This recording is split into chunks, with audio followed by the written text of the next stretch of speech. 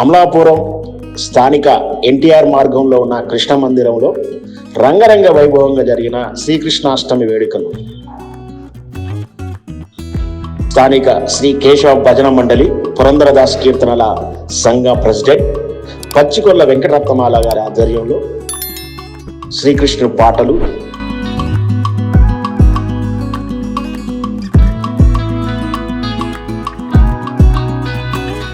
కోలాటము,